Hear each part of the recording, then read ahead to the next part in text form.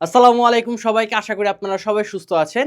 এবং আজকে আমরা অধ্যায় ৮ অর্থাৎ ফিজিক্স ফার্স্ট পেপার চ্যাপ্টার ৮ যে আছে আপনাদের পর্যাবৃত্তিক গতি, এই পর্যাবৃত্তিক গতির ছোট্ট একটা কোশ্চেন নিয়ে আলোচনা করব। অর্থাৎ এই কোশ্চেনটা আমি সিলেক্ট করছি এই কারণে, আপনারা অনেকে বলেন যে ভাই চ্যাপ্টার ৮ তো অনেক পরিমাণ ইজি, এটা তো ২টা দিনে ৩ দিনের মধ্যে ইজিলি শেষ করা যায়, খুব বেশি প্যারা না। সো আশা করতেছি এই ছোট ইকুয়েশনটা আপনারা যদি নিজেরা সলভ করতে পারেন তাহলে মোটামুটি আপনারা এই চ্যাপ্টার 8 এর যে ফাউন্ডেশন বা বেসিক, এটা আপনারা খুব ভালো মতো পারেন।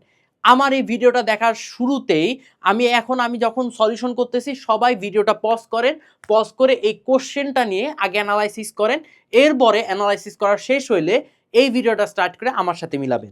দেখেন, প্রথম কথা এখানে বলা হয়েছে যদি একটি কণা সাম্য অবস্থান থেকে যাত্রা শুরু করে। সো পর্যাবৃত্ত গতিতে আপনারা একটা জিনিস খুব বেশি পরিমাণে দেখছেন, সেটা হচ্ছে আপনার কণাগুলো যখন সাম্য অবস্থান থেকে যাত্রা স্টার্ট করে তখন তার ইকুয়েশনগুলো কীরকম হয়, আবার কণাটা যখন বিস্তার থেকে যাত্রা স্টার্ট করে তখন তার ইকুয়েশনগুলো কীরকম হয়। মনে করেন এইটা হচ্ছে আমার একটা সরল দোলক, এটা হচ্ছে আমার একটা সরল দোলক, ঠিক আছে? এই সরল দোলকটা আমার এখন কিন্তু সাম্যাবস্থানে আছে, এটা কিন্তু ভাই আমাদের সাম্যাবস্থানে আছে। এখন সাম্যাবস্থান থেকে সে ধরলাম এটা হচ্ছে তার বিস্তার, এটা হচ্ছে তার বিস্তার বিস্তার সে মেইনলি সাম্যাবস্থান থেকে বিস্তারের দিকে যাত্রা স্টার্ট করছে, সাম্যাবস্থান থেকে বিস্তারের দিকে যাত্রা স্টার্ট করছে। যখন এই সরল দোলকটা আমার সাম্যাবস্থান থেকে বিস্তারের দিকে যাত্রা স্টার্ট করে তখন তার ইকুয়েশন হয় x equals to a sine omega t. যখন সে সাম্যাবস্থান থেকে বিস্তারের দিকে যাত্রা স্টার্ট করে, এইটা যদি না জেনে থাকেন তাহলে এখন ভালো মতো জেনে থাকেন। নর্মালি আমরা কি দেখি যে আমরা যে কোনো যদি সরণ, এটা তো অ্যাকচুয়ালি সরণ না, সরণের জেনারেল ইকুয়েশন কি থাকে? সরণের জেনারেল ইকুয়েশন হয় এ সাইন ওমেগা টি প্লাস ফাই। এই ফাইটা সে অ্যাকচুয়ালি 0 ডিগ্রি যেহেতু সাম্যাবস্থান তাহলে 0 ডিগ্রি। সো 0 ডিগ্রি যদি বলে থাকি তাহলে ফাইটা কি উড়ে যাচ্ছে, ফাইটা যদি উড়ে যায় তাহলে নর্মালি থাকে কি এ সাইন ওমেগা টি। এই দেখেন এ সাইন ওমেগা টি, কারণ এটা আমি সাম্যাবস্থান থেকে যাত্রা স্টার্ট করছে, আমি এটা 0 ডিগ্রি ধরে নিছি, ঠিক আছে? ধরে নিলে আমার এই ফাইয়ের মানটা আর থাকে না। অনেকে ডেলও লেখেন, ডেল লেখেন, আমি ভাই ফাই দিয়ে অভ্যস্ত, আমি ফাই লিখছি, আপনারা চাইলে ডেলও লিখতে পারেন, সেম একই। আচ্ছা, এবার আরেকটা কনসেপ্ট যেটা আপনারা মাথায় রাখতে হবে সেটা হচ্ছে বাই এনি চান্স বিস্তার থেকে আমার সাম্য অবস্থানের দিকে সরল দোলকটা যাত্রা স্টার্ট করছে, বুঝেন? বিস্তার থেকে সাম্য অবস্থানের দিকে আমার এই সরল দোলকটা যাত্রা স্টার্ট করছে। যদি এরকম সিনারিও হয়, যদি ভাই এরকম সিনারিও হয় তখন তার ইকুয়েশন হবে x equals to a cos omega t, x equals to a cos omega t. এটা কিভাবে আসলো দেখেন, বিস্তার থেকে যখন যাত্রা স্টার্ট করছে তখন আসলে তার দশার মান কত বলেন? দশার মান কত বা দশা পার্থক্য যেটাই ধরেন আপনি, যেটাই বলেন, এই ফাই এর মান কত আসবে? ফাই এর মান কিন্তু 90 আসবে। ফেজার ডায়াগ্রাম যেটা আপনারা জানেন, যদি নাও করে থাকেন তাহলে অ্যাটলিস্ট একবার হলো নাম শুনছেন যে ফেজার ডায়াগ্রামে আপনার এই ফায়ের মানটা কিন্তু 90 রিপ্রেজেন্ট করে। ফায়ের মানটা যখন 90 রিপ্রেজেন্ট করে, আপনি এইখানে 90 বসান, 90-র কারণে এই সাইনের ফাংশন কি হয়ে যাবে বলেন? কজের ফাংশন হয়ে যাবে। সেকেন্ড কোয়াড্রেন্টে চলে যাচ্ছে, সেকেন্ড কোয়াড্রেন্টে গেলে এই সাইন পজিটিভই থাকতেছে, বাট 90-র কারণে কজ হয়ে যাচ্ছে, থাকতেছে এ কজ ওমেগা টি। বুঝা গেছে? এটা অনেকে জানেন না, মুখস্থ করেন, বাট যারা হচ্ছে মুখস্থ করেন বা যারা জানেন তাদেরকে আবার একটা রিভাইজ দিলাম। এবার আমি কোশ্চেনে চলে আসি। এবার আমাকে কোশ্চেনে কি বলা হয়েছে? একটি কণা সাম্য অবস্থান থেকে, সো আমার মনে করেন এখানে আমার কণাটা আছে এই, এই আমার কণা, সে কোথায় আছে ভাইয়া? সাম্যাবস্থানে আছে। সে এই সাম্যাবস্থানে আছে, সাম্যাবস্থান থেকে কি শুরু করছে ভাইয়া? যাত্রা শুরু করছে। সাম্যাবস্থান থেকে মনে করেন আপনার এই দিক বরাবর যাত্রা শুরু করছে, এবং যাত্রা শুরু করার x equals to zero, x equals to zero হচ্ছে সাম্য অবস্থান, এক্স হতে x equals to a by two, a হচ্ছে বিস্তার, অর্থাৎ এই এক্স ইকুয়ালস টু জিরো, এই সাম্য অবস্থানটাকে আমরা এক্স ইকুয়ালস টু জিরো ধরতে পারি। আর বিস্তারটা কতটুকু ধরবো? বিস্তারটা মনে করেন আমরা এই এতটুকু ধরলাম, এই এ হচ্ছে আমার বিস্তার, তার মানে x ইকুয়ালস টু 0 সাম্য অবস্থান থেকে x ইকুয়ালস টু a/2, তার মানে বিস্তারের অর্ধেক। এই বিস্তারের অর্ধেক পরিমাণ দূরত্ব অতিক্রম করতে তার t1 পরিমাণ সময় লাগে। তার মানে মনে করেন বিস্তারের অর্ধেক পরিমাণ দূরত্ব ধরলাম আমরা এইটা হচ্ছে বিস্তারের অর্ধেক পরিমাণ দূরত্ব, ঠিক আছে। এই গোটাটা ছিল আমার বিস্তার a, আর এই এতটুকু হবে মনে করেন আমার a/2। এই a/2 পরিমাণ দূরত্ব অতিক্রম করতে আমার মেইনলি t1 পরিমাণ টাইম লাগছিল। সো এখান থেকে আমরা কি বের করতে পারি, এখান থেকে আমরা ইকুয়েশন জানি কি x equals to a sin omega t, ঠিক আছে, যেহেতু আমার সাম্য অবস্থান থেকে বিস্তারের দিকে যাত্রা স্টার্ট করছে। আচ্ছা এবার দেখেন তো প্রথম ক্ষেত্রে আমরা সরণ কতটুকু নিছিলাম, সরণ নিছিলাম 0 থেকে a/2, তার মানে অ্যাকচুয়ালি a/2 পরিমাণ আমার সরণ হয়েছিল, তার মানে x এর জায়গায় বসবে a/2। আমার a তো বিস্তার আমার এই ছিল সাইন ওমেগা t1 পরিমাণ টাইম, ঠিক আছে। এ কাটা, তাহলে এখানে থাকতেছে হাফ সাইন ওমেগা t1। ওকে, সো এখানে থাকতেছে দেখেন এই সাইনটা, এটা কিন্তু সাইনের ফাংশন, আপনি কিন্তু বুঝছেন, এটা কিন্তু বুঝছেন সাইন ওমেগা t1, এটা কিন্তু বুঝছেন। আশা করি এই মোমেন্টে এসে বুঝার কথা। এই সাইনটাকে এই পাশে নিয়ে আসেন, তার মানে sign inverse half omega t1, তার মানে আপনি চিন্তা করেন সাইন হাফের মান কত, 30 ডিগ্রি, 30 ডিগ্রি মানে π/6, তার মানে থাকতেছে ওমেগা t1, তার মানে t1 কি থাকতেছে, ওমেগাটা নিচে চলে আসবে π/6 ওমেগা। আশা করি এইটা ধরতে পারছেন, আশা করি এতটুকু বুঝতে পারছেন। ওকে, এরপরের পার্টে কি বলা আছে দেখেন, এরপরের পার্টে বলা আছে আমার যে x ইকুয়ালস টু a/2, অর্থাৎ এখন আমার এই a/2 তে আছে, a/2 থেকে আমি বিস্তার পর্যন্ত অতিক্রম করব। তার মানে প্রথমে তো আমার এটা তো 1 নাম্বার ছিল যে 0 থেকে a/2, এবার হচ্ছে 2 নাম্বার a/2 থেকে, এখন হচ্ছে 2 নাম্বার a/2 থেকে আমি বিস্তার পর্যন্ত যাত্রা করব। এই যাত্রা করতে আমার টাইম লাগবে অ্যাকচুয়ালি আমার t2 পরিমাণ, ঠিক আছে। এই যাত্রা করতে আমার টাইম লাগতেছে অ্যাকচুয়ালি t2 পরিমাণ। ওকে, সো সেম অ্যাজ আমার আগের সমীকরণ দিয়ে প্রকাশ করব যে x equals to a sine omega t, ঠিক আছে। এইবার হচ্ছে একটা ঝামেলা লেগে যাবে অলমোস্ট জায়গায়। আপনারা কি করবেন জানেন, আমি বলতেছি, আপনারা সুন্দর মতো কি করবেন এই কোশ্চেনে, যারা একটুখানি ওভার থিঙ্কিং করবে বা নর্মাল একটু ডিপ অ্যানালাইসিস করবে, তারা এখানে সব থেকে ভুল করবে যে যেহেতু আমার a/2 থেকে a পর্যন্ত যাত্রা, তার মানে অ্যাকচুয়ালি যাত্রা কতটুকু করছে, অর্ধেক পরিমাণই যাত্রা করছে বিস্তারের। a/2 থেকে যেহেতু a পরিমাণ যাত্রা, বিস্তারের অর্ধেক পরিমাণই করছে, তাহলে এখানে x এ বসাবে a/2।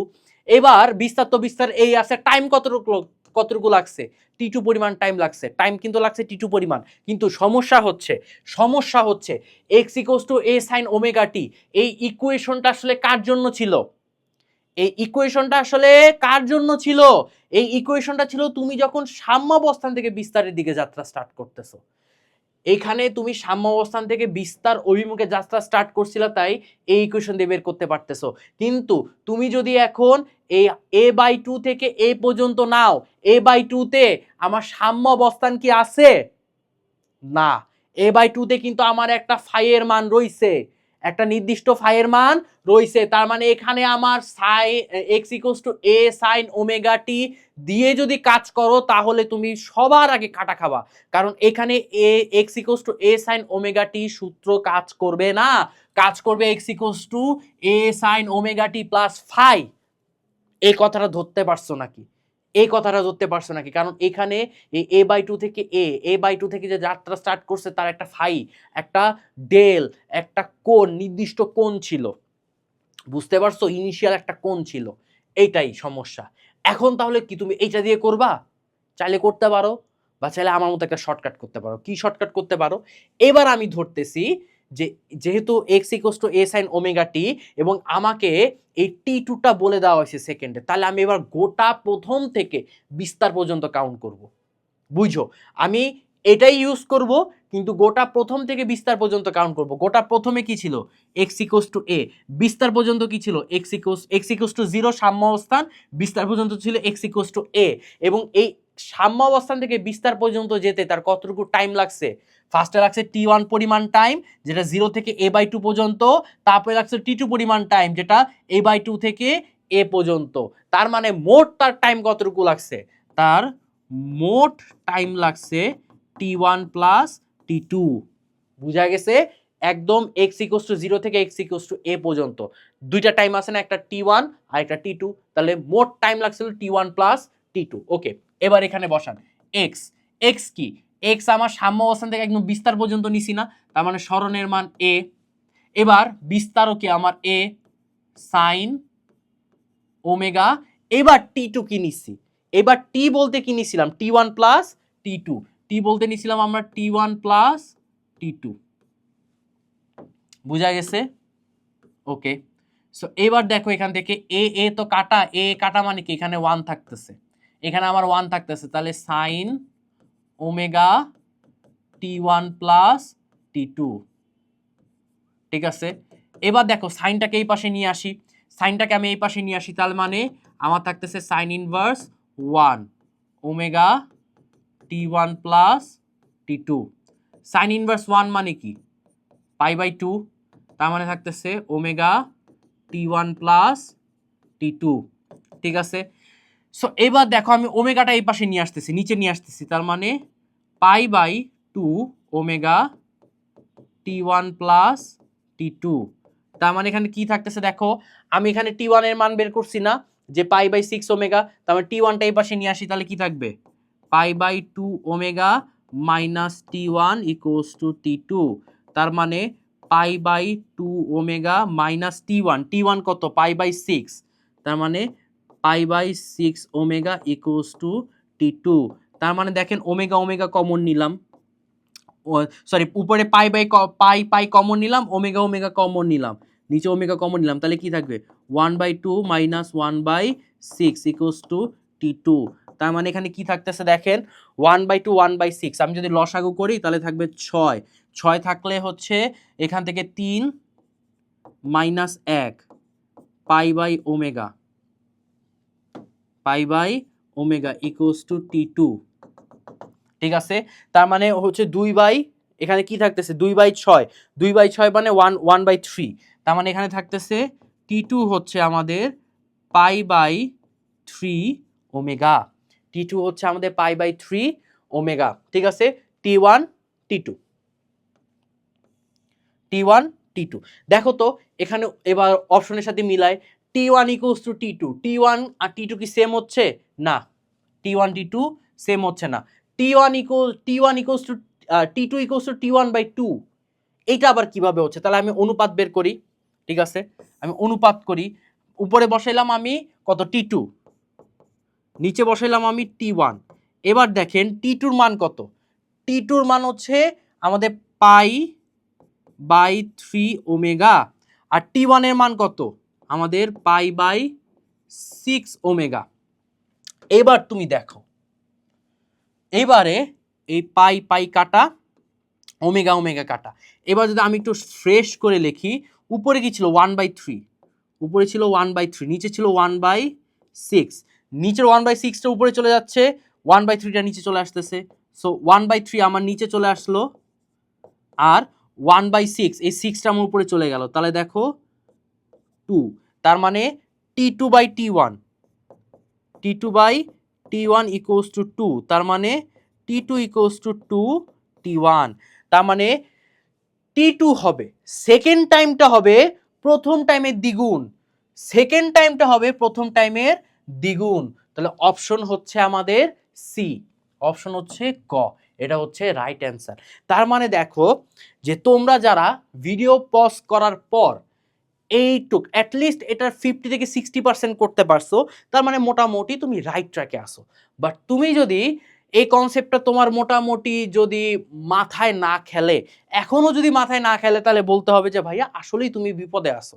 কারণ এখান থেকে এই চ্যাপ্টার, স্পেসিফিক্যালি এই চ্যাপ্টার থেকে তোমার হচ্ছে বোর্ডে সিকিউ আসবে, বোর্ডে এমসিকিউ আসবে, বিভিন্ন ভর্তি পরীক্ষায় সিকিউ তোমার এমসিকিউ গুলো দিবে, রিটেন থাকলে রিটেন আসবে। তার মানে এটা আসলে অ্যাকচুয়ালি ইম্পর্টেন্ট একটা চ্যাপ্টার, এবং এই চ্যাপ্টারটা কোর একটা চ্যাপ্টার। ঠিক আছে? সবাই যেহেতু বলো যে ভাইয়া ইজি ইজি, সো আমি ভাবছি যে এরকম একটা কোর একটা চ্যাপ্টার যেটা দেখে মনে হবে না যে আসলে আমার এতগুলা বেসিক একসাথে কাজ করতেছে। সো আশা করি আমি যতটুকু বুঝাতে চাইছি বুঝাইতে পারছো এবং বুঝতে পারছো ঠিকঠাক ভাবে। এবং ফিজিক্সের ক্ষেত্রে আমি লাস্ট আরেকটা কথা যেটা প্রথমে বলছি, বারবার বলছি, যতবার বলবো, যতবার চান্স পাবো ততবার বলবো, ফিজিক্সের ক্ষেত্রে ভালো করতে চাইলে প্রথম শর্ত হচ্ছে কোশ্চেন ক্র্যাক করা। প্রথম শর্ত হচ্ছে ভাইয়া কোশ্চেন ক্র্যাক করা। তুমি যদি কোশ্চেন আসলে কি চাইছে এটাই যদি না বুঝো তাহলে তুমি সলিউশনে কিভাবে করবা? সলিউশন তো তাহলে তুমি যদি পারো তাহলে ওয়ান কাইন্ড অফ মুখস্থ সলিউশন করতেছো। তার মানে কোশ্চেনটাকে ক্র্যাক করা শিখো যে কোশ্চেন আসলে কি বলছে। দেখো এই জিনিসগুলো আমি লিখছি, এই যে এইগুলা কেন আঁকছি তোমাকে বোঝানোর জন্য যে আসলে কোশ্চেনে কি বলছে। আমি তো কোশ্চেনে মানে উদ্দীপকে কি বলছে কোশ্চেন তো আমি আগে পড়েই নাই, এগুলা করার পরেই গিয়ে আমি তোমার কোশ্চেনটা দেখাইলাম এবং লাস্টে গিয়ে প্রসেস। তার মানে এইভাবে যদি প্র্যাকটিস করতে পারো তাহলে ফিজিক্সে তোমাদের আশা করি ভালো একটা ফাউন্ডেশন ক্রিয়েট হয়ে যাবে। স্পেশালি যারা 26 আছো, কিছুদিন পর পরীক্ষা, কিছুদিন পর যেহেতু পরীক্ষা, তোমরা হচ্ছে physics, chemistry, math, biology, Bangla, English সব কিছুর প্রতি কিন্তু এখন আস্তে আস্তে ফোকাস দিতে হবে। কেন দিতে হবে? ফিজিক্সেও 200 মার্ক, তোমার বাংলা ফার্স্ট বাংলা সেকেন্ড মিলেও 200 মার্ক, ইংরেজি ফার্স্ট ইংরেজি সেকেন্ড মিলেও 200 মার্ক, তোমার কিন্তু সব কিছুই 200 মার্ক। সো ফিজিক্সে বেশি জোর দিব, ম্যাথে জোর দিব, ভাইয়া আমার তো বায়োলজি খুব ভাল লাগে, বায়োলজিতে জোর দিব, বাংলা পড়তে ভাল লাগে না, ঠিক আছে, এগুলা কইরো না, কারণ প্রত্যেকটা 200 মার্ক। এবং তুমি যদি মেডিকেলে দাও, মেডিকেল এক্সামে যাও, তোমার জিপিএ 5 অনেক ভাইটাল একটা রোল প্লে করে রে বাপ, একটা আলাদা নাম্বারই আছে। তুমি যদি বুয়েটে বসো, বুয়েটে কিন্তু তোমার ফিজিক্স, কেমিস্ট্রি আর হচ্ছে ম্যাথ এটাতে নাম্বার নেয় ঠিকই, কিন্তু তুমি যদি জিপিএ 5 না পাও, তুমি মনে করো বাংলাতে পাইছো 60, আর ফিজিক্সে 200, কেমিস্ট্রিতে 200, ম্যাথে 200, 600 পাইছো, তো তুমি তো জিপিএ 5 পাও নাই।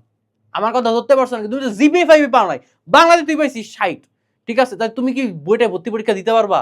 না, কারণ তোমাদের প্রথম শর্ত নাই। বইটা ভর্তি পরীক্ষা প্রথম শর্ত কি থাকে? জিপিএ 5 পাইতে হবে, তারপরে গিয়ে নাম্বার ক্রাইটেরিয়া। তুমি আগে জিপিএ 5টা পাও, তারপরে নাম্বার ক্রাইটেরিয়ার দিকে তুমি ফোকাস দাও। ইঞ্জিনিয়ারিং গুলোর ক্ষেত্রে সেম। সুতরাং যারা 26 ব্যাচ আছো তাদের যদি মনে হয় যে ভাইয়া খুব বেশি পরিমাণে ভালো অবস্থানে নাই, কম্প্যাক্ট অবস্থানে নাই, ম্যাটেরিয়ালসে খুব খারাপ অবস্থা, কিছুই বুঝতেছি না, সো আমার কাছে সাজেশন হচ্ছে তোমরা চাইলে আমাদের কিউএনএ এইচএসসি সাজেশন 2.0টা ইউজ করতে পারো, দেখতে পারো কিনা একটুখানি ব্যবহার করতে পারো। আশা করি মন্দ হবে না। কেন মন্দ হবে না? প্রথম কথা হচ্ছে এই বইতে অ্যাকচুয়ালি সবকিছু ফিগার আউট মানে কম্প্যাক্ট ওয়েতে করে দেওয়া আছে। বিগত সালে বোর্ড কোশ্চেনগুলো খুব ভালো মতো অ্যানালাইসিস করে দেওয়া আছে। ইভেন একটা স্পেসিফিক চ্যাপ্টারে কোন কোন টপিক খুব বেশি গুরুত্বপূর্ণ এগুলো কিন্তু ভালো মতো বলে দেওয়া আছে। সো চাইলে তুমি ওখান থেকে তুমি পারচেস করে দেখতে পারো যে কীরকম ভাবে কি করতেছে, এবং কি তুমি এটাকে আশা করি তোমার ম্যাটেরিয়ালসের সাথে যদি যুক্ত করো তাহলে ভালো কিছু তুমি ইম্প্যাক্ট পাবা। So back to the topic. So এই ম্যাথটা যদি আশা করি তুমি বুঝতে পারো, তার মানে আমি আগে বলছি যে ভালো একটা পজিশনে আছো। সো আশা করি ম্যাথটা তুমি ধরতে পারছো, আর যাদের ম্যাথে সমস্যা ছিল আমি যখন বুঝাইছি সবকিছু ভালো মতো বুঝতে পারছো, ঠিক আছে। সো আজকের মানে লেকচারটা এতটুকুই। দেখা হচ্ছে অন্য কোনো মানে গাইডলাইন সেশনে। ততদিন সবাই সুস্থ থাকবা, সুন্দর থাকবা। সবাইকে টাটা, আসসালামু আলাইকুম।